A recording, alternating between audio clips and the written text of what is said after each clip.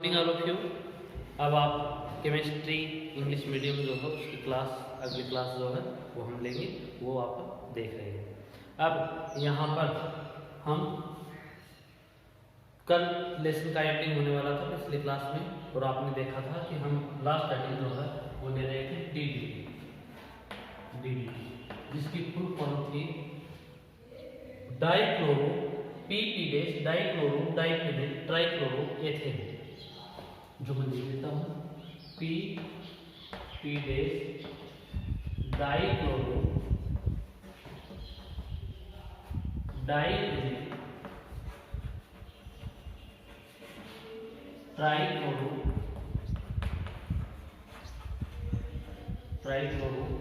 Ethane DDT।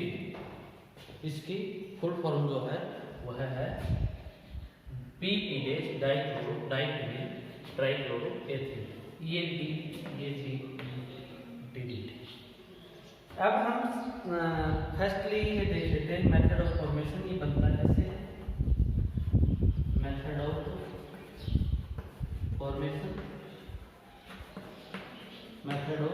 Formation देखते हैं।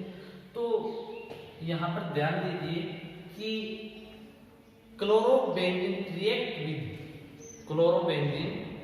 With chloral and form DDT। देखिए क्लोरोबेंजीन ये हमने लिया,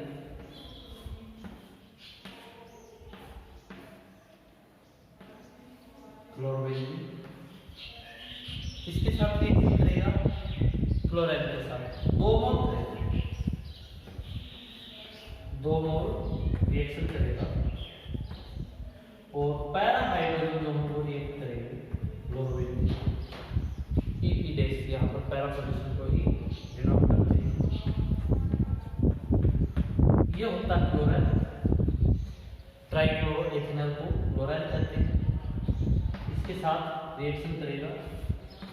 यदि हम यहाँ पर प्रदेश लेते हैं कंसंट्रेट H2SO4 के साथ गर्म कर देते हैं, तो ये H2O निकल जाता है -H2 and for DDT, remove H2O and for DDT।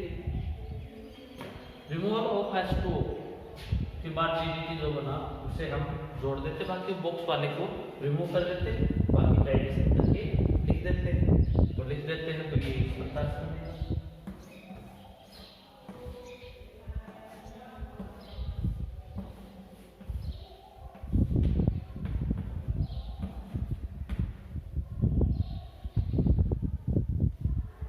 बाकी को जोड़ दीजिए।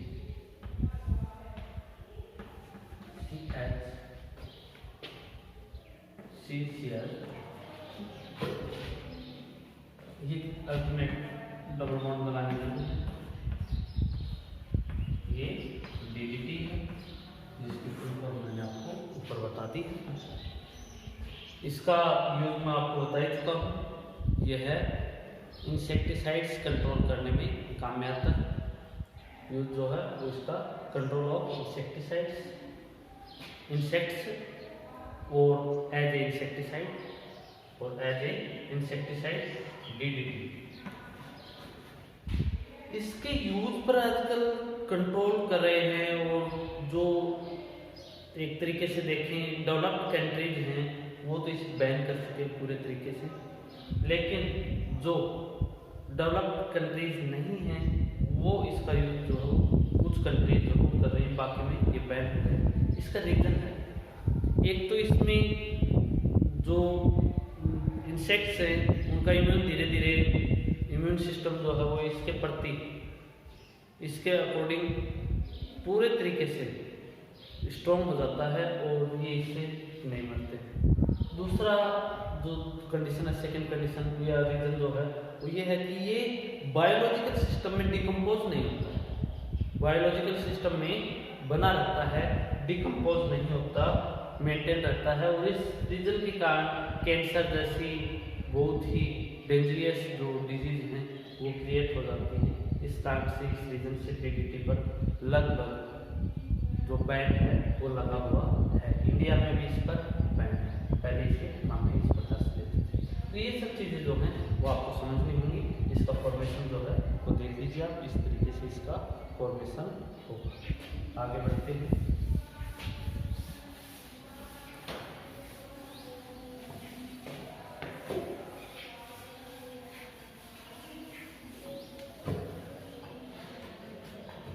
नेक्स्ट जो है वह हम लेते हैं BHC। इसकी फुल फॉर्म होती है benzene hexa chloride, BHC, short form BHC, full form benzene hexa chloride, BHC। इसे 666 से भी, इसका रीजन ये है कि इसका जो मेथड ऑफ फॉर्मेशन उसमें आपको समझ में आ जाएगा कि बेंजीन की रिएक्शन जब हम Cl2 के साथ करवाते हैं तो जितने डबल बॉन्ड होते हैं ऊपर सभी पर एडिशन होता है, तो जितने डबल बॉन्ड हैं उतने ही हम क्लोरीन एटम मॉलिक्यूल जो वो ले लेते हैं in presence of sunlight, in presence of sunlight addition हो जाएगा और ये बन जाएगा, सारे डबल बॉन्ड जो हैं वो टूट जाएंगे और हर एक कार्बन पर Cl मतलब क्लोरीन एटम आ जाएगा। इसका फॉर्मूला यदि हम देखें, मॉलिक्यूलर फॉर्मूला यदि हम देखें तो C6H6Cl6, इसलिए इसे कहा जाता है 666 जो है वो इसे कहा जाता है। तो ये भी एज ए इंसेक्टिसाइड यूज किया जाता है, इंसेक्टिसाइड यूज किया जाता है और इसके आइसोमर जो होते हैं वो बहुत सारे होते हैं, मानी आइसोमर हो BHC, अदर हैंड BHC है many isomer like alpha, beta, gamma, delta, eta, नीटा, एटसेट्रा, ओमेगा। अब यहां पर देखें जो ये आइसोमर है गामा, गामा आइसोमर है, वह गामा आइसोमर जो है उसकी पेनिट्रेटिंग पावर जो है बहुत ज्यादा है, पेनिट्रेटिंग पावर जो है वह बहुत ज्यादा होती है, पेनिट्रेटिंग पावर। इस कारण से यह बायोलॉजिकल सिस्टम में इंटर कर जाता है, बायोलॉजिकल सिस्टम में इंटर कर जाता है, पेनिट्रेटिंग पावर जो है वो ज्यादा होने के कारण। और इस रीजन के कारण ही इस पर भी बैन लगा हुआ है और यह भी बहुत कम यूज में लिया जाता है। और जो सभ्य देश है, जो अच्छे डेवलप्ड कंट्रीज हैं, वो इसे बैन कर रहे हैं कि ये जो बायोलॉजिकल सिस्टम है उसमें बना रहता है, डिकम्पोज नहीं होता है, इसे गैमेक्सिन नाम भी दिया गया है। चलो आगे देखते हैं। इसके साथ ये लेसन कंप्लीट होता है, इसके साथ ही यह लेसन कंप्लीट होता है। नेक्स्ट लेसन अगला लेसन जो है वो है आपका लेसन नंबर 11, जिसका नेम है alcohol, phenol and ether. Alcohol, phenol and ether, alcohol, phenol and ether. Alcohol का जो जनरल इंट्रोडक्शन है वह एल्कोहल का जो जनरल इंट्रोडक्शन है वह लेते हैं alcohol.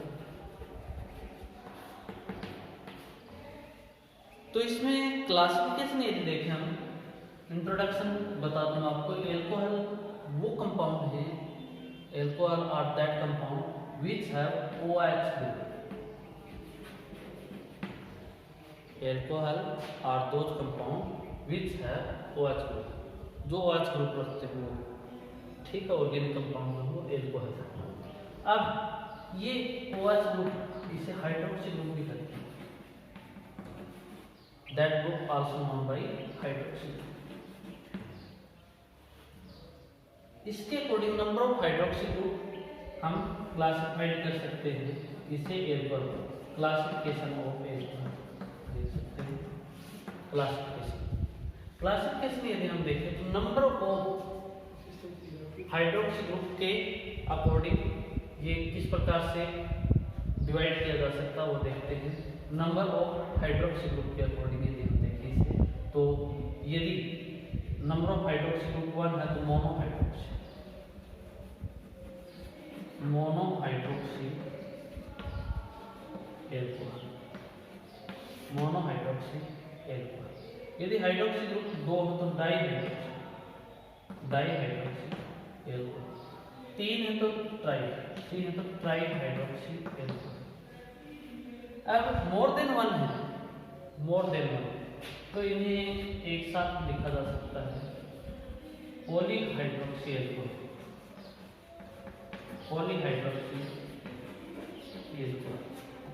Polyhydroxy alcohol. Like monohydroxy के एग्जाम्पल तो आपने देखे हैं, जैसे मेथिल एल्कोहल है, एथिल एल्कोहल है, डाईहाइड्रोक्सी एथिलीन ग्लाइकोल है, ट्राईहाइड्रोक्सी है, ग्लिसरीन है, ग्लिसरॉल जिसे बोलते हैं, ग्लिसरॉल है। आपको सभी लेवल में करवाए हुए हैं। मोर देन वन हाइड्रोक्सी जो है वो पॉलीहाइड्रोक्सी होते हैं, एथिलीन ग्लाइकोल एंड ग्लिसरॉल। ये पॉलीहाइड्रोक्सी एल्कोहल के एग्जाम्पल है। मोनोहाइड्रोक्सी एल्किल एल्कोहल जो हम वो है मोनोहाइड्रोक्सी एल्कोहल की एग्जाम्पल। अब हम आगे बढ़ते हैं क्लासिफिकेशन में।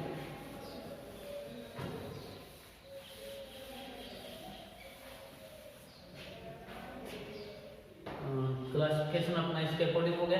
एक कार्बन के according hybridization of carbon that attach with hydroxy group भी हम क्लासिफिकेशन दे सकते हैं। तो वो सेम लाइक एल्किल हैलाइड है, एल्किल हैलाइड के जैसा ही होगा। तो वो आप थोड़ा सा ध्यान रख लें, उसके अकॉर्डिंग आप देख सकते हैं। sp2 हाइब्रिडाइज्ड कार्बन पर जुड़ा हुआ हो, sp3 पर जुड़ा हुआ हो, और वाइनिल हो, एलिल हो, वो अलग चीज़ है, वो भी आप देखें। अब हम और आगे बढ़ते हैं, नॉमेनक्लेचर इसका देखते हैं। नॉमेनक्लेचर यदि हम देखें तो ROH मोनोहाइड्रोक्सी का एग्जाम्पल है और ROH हमने दिया। तो इसको नॉमेनक्लेचर यदि हम देखें तो R जो तो होते हैं एल्किल ग्रुप, एल्किल, और OH जो होते हैं वो एल्कोहल के लिए है। तो इनका जो जनरल नेम है, जनरल नेम जो मैं आपको लेवल में बता भी चुका हूँ, एल्किल एल्कोहल,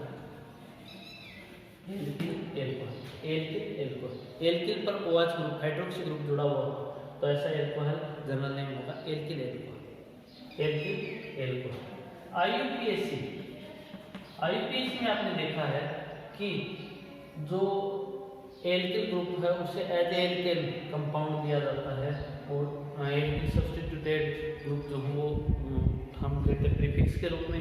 तो और आगे यदि हम देखें तो IUPAC नॉमेनक्लेचर में जो ऑर्गेनिक पार्ट है उसे एल्केन से लिखा जाता है। लास्ट लेटर ए हटा करके इसका सफिक्स ओल लगा जाता है। ये ओल जो है ये है सफिक्स ऑफ एल्कोहल और इस so we write the IUPAC name of alcohol as एल्केनॉल,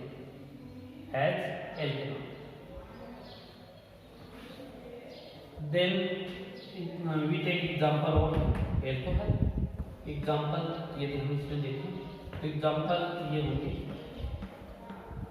first example of alcohol methanol, general name methyl alcohol, alkyl alcohol से लिखते हैं तो methyl alcohol,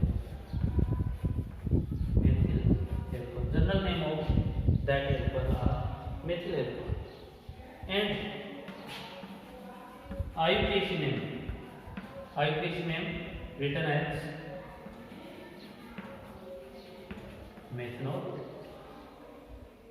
and trivial name. पहले जो सोर्स या जो उसकी प्रॉपर्टीज होती थी उसके अकॉर्डिंग नेम दे दिए जाते थे, तो वो जो नेम थे वो ट्राइवल नेम कहलाते थे। ट्राइवल नेम जो है वो यदि देखें तो इसे जो वुड है वुड जो है उसके डिस्टिलेशन से आकर किया गया था, पहले बनाया गया था, इसलिए इसे जो है वुड स्प्लिट कहते हैं।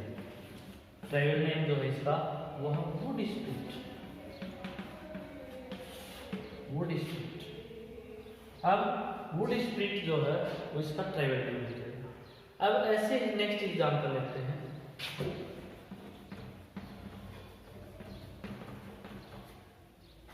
ये इसमें जनरल नेम जो है वह हो जाएगा एथिल एल्कोहल। इसका आईपीसी नेम जो है आपको करवाए हुए हैं, मैं यहाँ पर शॉर्ट में ले रहा हूँ, आपको ऑफलाइन क्लासेज में 11th में बहुत अच्छे से करवाए हुए हैं, आप अच्छे से इसे समझ सकते हो।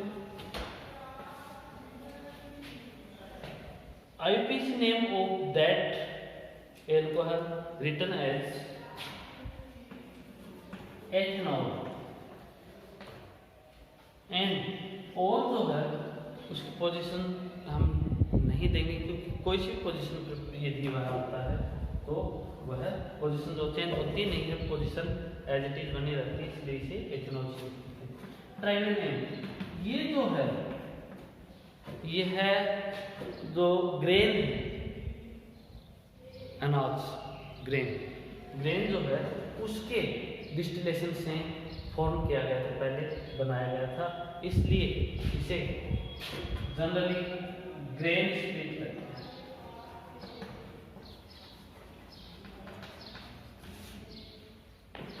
ग्रेन स्प्लिट, हिंदी में अनस्प्लिट, अनाज, ग्रेन अनाज के बारे में ग्रेन स्प्लिट जो है वह भी known as grain spirit. So we write IUPAC name, general name and tribal name of alcohol, and we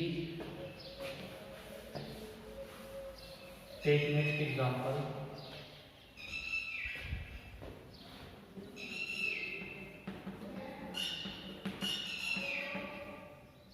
यदि यहाँ पर हाइड्रोजन रिमूव कर दिया जाए तो आइसोप्रोपिल ग्रुप हो गए, यदि यहाँ पर OH जोड़ दिया जाए आइसोप्रोपिल एल्कोहल, आइसोप्रोपिल एल्कोहल। इसका जनरल नेम जो है वो है आइसोप्रोपिल एल्कोहल हो गया, general isopropyl alcohol. IPC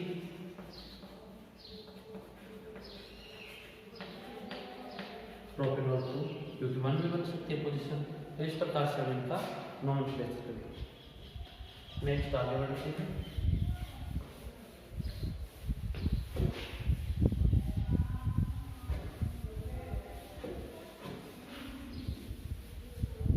nomenclature के बाद नेक्स्ट देखते हैं। नॉमेनक्लेचर हो चुका है, आगे हम यदि देखें तो मेथड ऑफ फॉर्मेशन लेंगे। नेक्स्ट मेथड ऑफ फॉर्मेशन,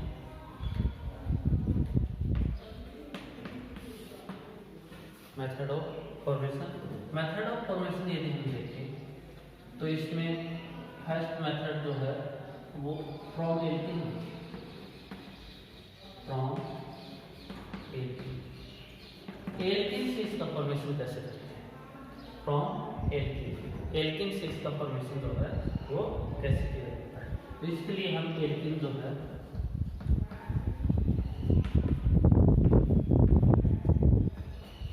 वो ले लेते हैं प्रोपीन। ये अनसिमेट्रिक है, आपने देखा था पहले, मैं सिमेट्रिक जो है वो और अनसिमेट्रिक के बारे में बता दूं। एल्किन अनसिमेट्रिक क्योंकि डबल बॉन्डेड कार्बन पर जुड़े हुए ग्रुप जो हैं वो अलग अलग हैं, एक तरफ मेथिल है दूसरी तरफ कार्बन मेथिल नहीं है, और जब सेम है तो सिमेट्रिक। तो ये थोड़ा सा आपको ध्यान दिला दूँ, ये मैं आपको 11th में करवा चुका हूँ सिमेट्रिक, तो ये ध्यान दिलाने के लिए था। एल्किन जो है वो जनरली टू टाइप है। चलो अब आगे बढ़ते हैं। फ्रॉम एल्किन, एल्किन से किस प्रकार से फॉर्मेशन इसका करते हैं, तो वो भी जो है वो बहुत सारे मेथड्स हैं। तो फर्स्ट मेथड जो है वो लेता हूँ इसमें। First method by hydration of alkene के हाइड्रेशन से कैसे करेंगे। हाइड्रेशन मतलब इसका हम हाइड्रोलाइसिस करते हैं, या अदर हैंड इस पर हम एडिशन ऑफ वाटर मॉलिक्यूल करते हैं तो हाइड्रेशन ऑफ एल्कीन हो जाता है। देखिए जब हम वाटर मॉलिक्यूल जो है उसका एडिशन करते हैं इस पर तो कैसे होता है। CH2 डबल बॉन्ड CH2, यहाँ पर वाटर मॉलिक्यूल जो है वो डाइल्यूट एसिड से ले सकते हैं। ये डाइल्यूट एसिड जो है वो H2SO4 भी हो सकता है, H3PO4 भी हो सकता है। डाइल्यूट एसिड से हम इसका हाइड्रोलाइसिस कर सकते हैं। हाइड्रोलाइसिस और हाइड्रेशन यदि हम करते हैं तो डबल बॉन्ड पर एडिशन हो जाता है इसका। ये हो गया एडिशन, एक तरफ हाइड्रोजन जुड़ गया और दूसरी तरफ एडिशन हो गया इसका OH का, और हमारे पास बन गया एल्कोहल। एथीन से हमारे पास बन गया एथीन से एथनॉल, एथीन से फॉर्मेशन ऑफ एथनॉल हो गया, एथीन से फॉर्मेशन ऑफ एथनॉल हो गया। नेक्स्ट जो है वो एनसीमेट्रिक पर अकॉर्डिंग टू एमके होगा। किससे यदि हम अनसिमेट्रिक लेते हैं तो उस कंडीशन में ये बनेगा। आज के लिए इतना ही। Thank you.